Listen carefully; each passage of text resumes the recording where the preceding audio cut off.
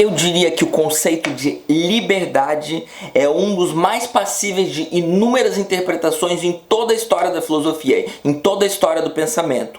Foucault com certeza vai se deparar com reflexões sobre a liberdade, tentar entender o que é liberdade, e ele tem bastante coisa a acrescentar. Nessa aula eu vou falar um pouquinho sobre a diferenciação que Foucault faz entre libertação e liberdade, sendo que a libertação também é uma face da liberdade, né? Então, na verdade, libertação e práticas de liberdade eu prefiro. Frequentemente nós nos encontramos submissos, silenciados, apagados por relações de poder opressoras.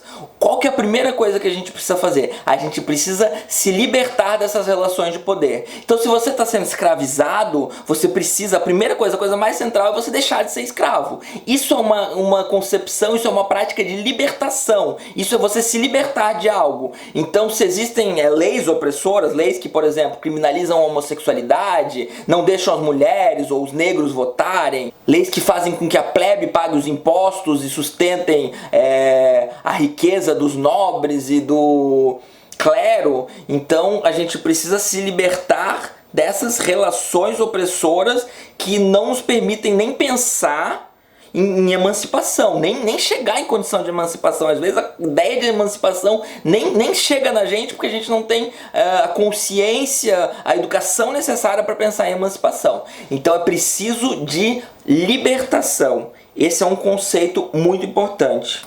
Qual que é o problema identificado não só por Foucault, já pelo Etienne de La Boétie ou muitos outros pensadores antes de Foucault?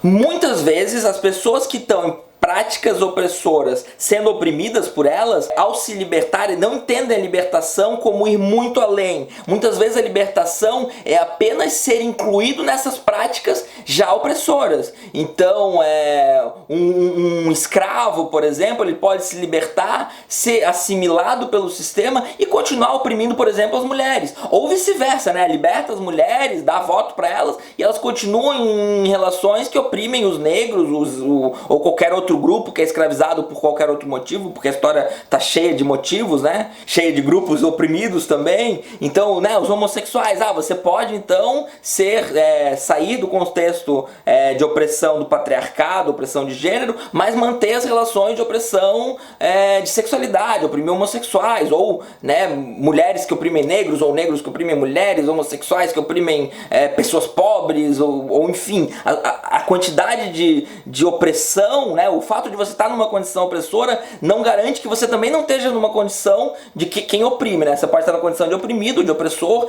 uma salada mista que a gente vê em sociedade de maneira bastante complexa. Inclusive, já citei nesse curso uma vez a frase do Paulo Freire, né? Quando a educação não é libertadora, o sonho do oprimido é se tornar opressor. Então, você estar oprimido e se libertar não garante que você está de fato livre.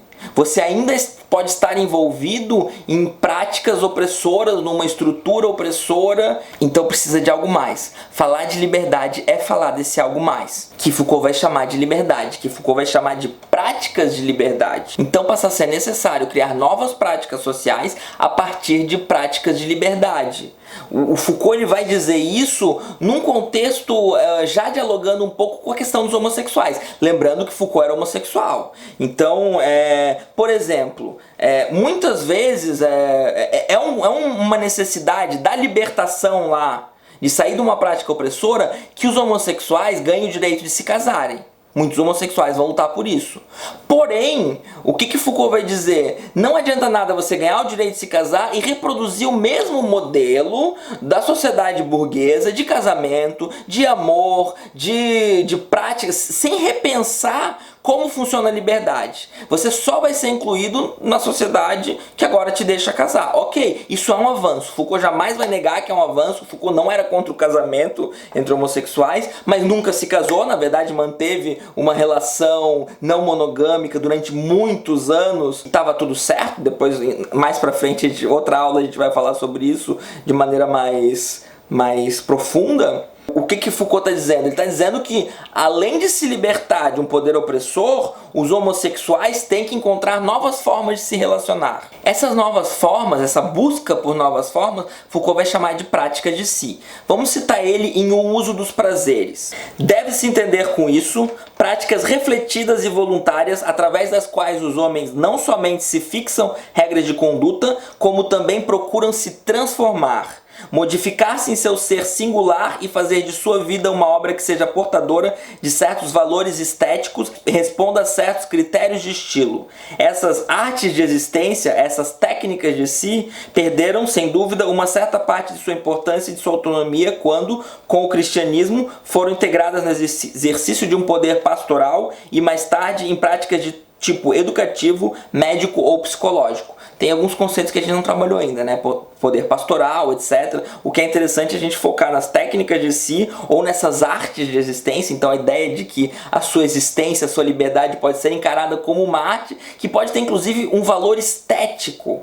Não necessariamente um valor de verdadeiro ou falso, mas um valor de belo. Então você vai transformar a sua própria sexualidade, a sua própria liberdade em algo que vai ter mais um valor estético, um valor de belo, vai dizer respeito aos prazeres que você vai obter com isso, do que as técnicas de poder, ou as técnicas de dominação que a gente encontra na sociedade. Então, entender a própria sexualidade muito mais como uma arte, muito mais em termos de prazer, do que em termos de verdade, do que em termos de permitido ou proibido. Claro, né, tendo consentimento, que fique claro, né? Mas e daí? Resolvemos uma questão do consentimento. O que mais sobra para problematizar? Para a sociedade ocidental, burguesa, etc., sobra muita coisa. Para Foucault não sobra muita coisa. Para Foucault, consentimento aí, se você quiser explorar inúmeras maneiras de prazer, inúmeras maneiras de relacionar, monogâmica, não monogâmica, enfim, isso tudo é importante. Não basta se libertar de um conceito opressor. Você precisa praticar a liberdade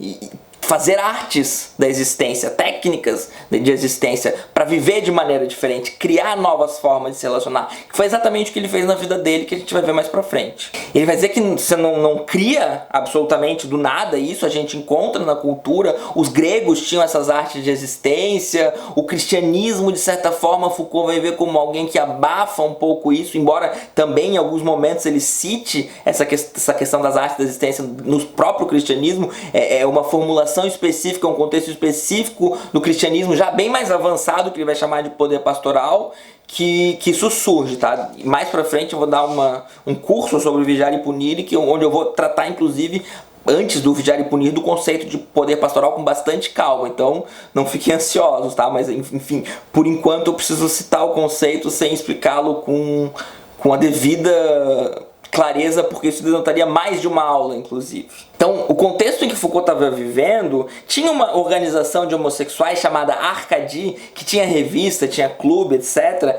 que era liderada por um filósofo também, um professor de filosofia, chamado André Baudry, sei lá. Essa associação, ela durou entre 1950 até 1982, segundo então o livro onde eu estou tirando essa fonte, que é o do Didier Eribon, que eu já citei a biografia. Ele tem essa outra obra, Michel Foucault e seus contemporâneos, onde ele também fala sobre a relação de Foucault com várias pessoas, inclusive Habermas, e então ele fala dessa relação do Foucault com Arcadie, com André Baudry, e tinha certa tensão, porque o que era o objetivo central da Arcadie? Fazer com que a homossexualidade fosse aceita, mas uma homossexualidade respeitável e digna.